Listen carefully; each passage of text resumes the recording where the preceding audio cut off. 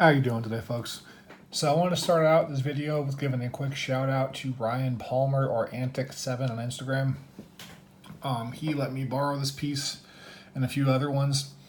So this is obviously a long discontinued model. It's actually pretty hard to come by, so he took a pretty big shot in the dark letting me borrow it. So I very much appreciate you, brother. Big shout out to you. Mr. Ryan Palmer or Antic7 does amazing mirrored edges, and he also does crazy good custom work and anodizations. He is on my Instagram at, again, Antic7. I'll put a link in the description. He is an absolutely fantastic human being and very, very talented. So please go out and follow him. He's definitely worth your follow. Now, with all that being said, here is the actual review of this knife. First off, we're going to go through some specs. Now, the overall length on this piece is 8.75 inches. So it's a smaller knife for what I normally have on my channel, but definitely full size for most people. Most people don't rock the Medfords and stuff like I do. It is a 3.75 inch blade. It's about a little over 3.5 total for the actual cutting edge. So there is this kind of sharpening tool here. It is an S90V steel. So again, shout out to Ryan, this amazing mirrored edge on S90V. You are very talented, sir. Must took you a long time to do this. This is a clip point bead blasted blade. It also has a light stone wash to it as well, so it's kind of a combo finish. The handle itself is 5 inches overall. It's an all titanium integral construction, which means this is all one solid billet of titanium that's been milled out and has all the internal pieces all together at once. The weight comes in at a very reasonable 4.81 ounces. A lot of people want an EDC knife under 2 ounces. You know, if you want titanium and other stuff, you're not really going to get that. Personally, I like heavier knives in general, so this is actually very, very light compared to what I usually carry. This is a right-handed tip-up carry only. So if you are left-handed or for whatever reason prefer a tip-down carry, you're pretty much shed of luck. It sits this way and only this way. This is a designed by Peter Rosenti. It is a collaboration based off of his actual custom Nirvana. This is also from the Spyderco Taiwan factory. So definitely a good knife. The Taiwan fit and finish is always fantastic. So I'm going to get down to my problems with this knife before I do anything else, right? And this knife is very polarizing because for everything it does right, that somehow conflicts and it does something wrong at the same time. Now, when I first picked up this knife, I was immediately confronted by a great deal of hot spots because of the size of the knife. You know, it's very, very thin. Now that, which is a pretty bad thing for me, also makes it carry fantastic in the pocket. Like, you don't even feel this thing is there at all. I've carried it in my little EDC slips, my organizers, just in my regular pocket. Like, it just disappears. And for it being, you know, an almost 5 ounce knife and a pretty, you know, it's definitely a full size blade, that's really fantastic. But again, for me, when I pull it out to actually use it, there's hot spots right here, there's hot spots in the back piece, there's hot spots in the clip, there's hot spots over here. Like, there's a whole bunch of hot spots. To me, I really didn't like using this to cut. With that being said, the edge geometry is fantastic. I also want to make this very clear that is not due to Spyderco. That is due to the modification Ryan's put onto this knife. Also, a bit of a disclaimer. The problems I'm going to list here, this is pretty much the most perfect Nirvana you're going to find. All of the problems that are primarily, you know, associated with these knives have been eliminated. Now, what you get direct from the factory, well, they're not out anymore, so you're not getting them direct from the factory. If you get one that's stock, the problems listed will be exacerbated, and they're definitely a whole lot worse. Ryan's did a fantastic job on this piece. So, on top of the other issues I mentioned, this is a very expensive knife, right? This is about $500 when you got it straight from the factory. Now you're looking at between $700 to $1,500. Excuse me, between $700 to $850. $1,500 for this, you're fucking crazy. The custom goes for about that though. There is a decent little hot spot right here on the opening hole. It actually is really, really sharp. That to me is crazy because, you know, again, this is definitely a higher price point Spyderco. I have some pretty cheap Spydercos that don't have that issue, so why would the fit and finish be better on something like a Manix 2? which is about $100 over this thing, which is 500. That's kind of crazy to me. On top of that, as far as the aesthetic wise, this knife doesn't really appeal to me. That's more my personal preference, though, to be very clear. But the aesthetics just don't really do it for me. It's very kind of, I don't know, man, strange. The Spyderco Paisan is another one that is pretty much identical to this knife. It's a little bit fatter in hand, and it doesn't have any of these type of designs, just a plain titanium handle. But kind of the same thing with that one. There's just not a lot for me in terms of look-wise. There is jimping here, so if you, for whatever reason, you're tactical and you want to hold your knife like this, you know, you can do that. It is a hot spot. It is immediately too sharp, but you can do it if you want to. As far as how it holds up in your actual hand, the jimping is a little bit too low, and it's a little too wide to be able to catch your palm. So with the finger jimping, as you can see right here, this works perfectly. This is a bit too wide, so the way it sits in the palm, it actually makes it more slick, not less. So that's a pretty big issue. As far as action, you do get a drop shut with a little bit of a shake. You can definitely Spidey flick it out. You can roll it out very easily. I personally can't thumb flick it. I'm going to try right now. Yep. But that more has to do with my big fat ass fingers. So as far as the positives on this knife, again, every single thing about this seems to be some type of contradiction. You know, very thin in the pocket, but very thin in the hand, so it also feels very weird. The weight hits in this middle ground to where it's too heavy for an EDC, but it's too light for anything which you would consider hard use. The blade stock is a little bit too thick for what it would normally be. And then you can see he had this all kind of grinded down and put into this amazing sort of hollow grind. But this is not how it comes stock. So it's a strange thing. And there's a whole lot of different problems with this knife that for the most part should be completely eliminated on just the bare basics of concept. And also I've held a couple custom Peter Rosentis, and they don't have these problems. So if you're going to make a knife based on a very popular custom, a very coveted custom, why would you not just follow the blueprint to the letter? You know, I get you can't do it all by hand, but, you know, Spyderco has come a long way with their manufacturing processes. There's also a lot of just options in general having to do with Riot and Wii and stuff like that that are able to make absolutely fantastic custom / mid-tech pieces. So why these problems would persist, and they also persisted in later on with the Paisan model, it's kind of crazy to me.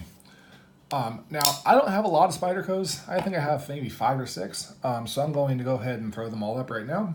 Size comparisons. Here is my user S110V Manix 2 with brass scales.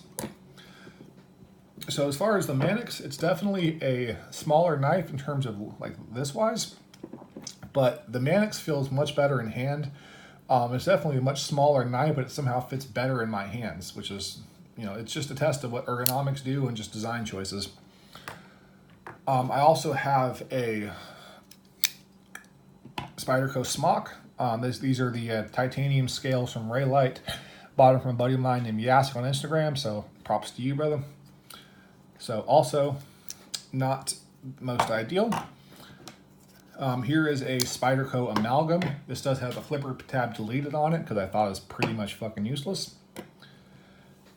So it's a little bigger than the Amalgam, not much at all. The Amalgam also is more comfortable in hand, just has a little bit better ergonomics. So if you're noticing a theme here, it's because there very much is a theme. There are better knives out there for much less of a price point. The Spyderco Subvert, obviously a very big Spyderco. It absolutely dwarfs, well, not, I wouldn't say dwarfs, but it's definitely bigger than the Spyderco Nirvana. And again, it just feels better in hand.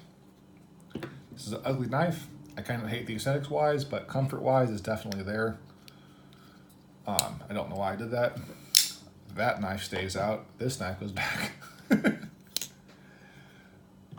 I also have my standard Spyderco PM2. So it's pretty comparable to the PM2 in terms of just like the general design of it. But as you can see, like again, the PM2 is these wider scales, little bits of contrast or contouring here, and it just sits better in your hand. In terms of hard use, I did not hard use this knife because it's not my knife. However, I did leave it open like this, and I really bared down it very hard. You can see my fingers are getting very red, my knuckles are white, and I just held it there, kind of simulating that hard use thing, and the hot spots literally created blisters in my hand. So it's definitely a problem. I'm gonna go ahead and do one more size comparison for Spyderco's. This is my little Spyderco Chaparral in the Raffir Noble scales. So if you want a smaller knife, the Chaparral is absolutely incredible. Fantastic action. As far as some other size comparisons, I'm going to do two more. We also have the Benchmade full-size Griptilian. And then one probably most people don't care about, but I just love this knife. So the Medford full-size Marauder. Now, if you see here, the Marauder is not that much bigger than the Spyderco Nirvana. Now, obviously, this is thicker by quite a bit.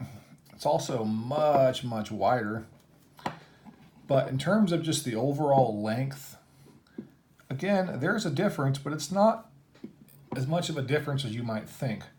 So even though it's a bigger knife, it doesn't have that same hand-feeling feel of a bigger knife.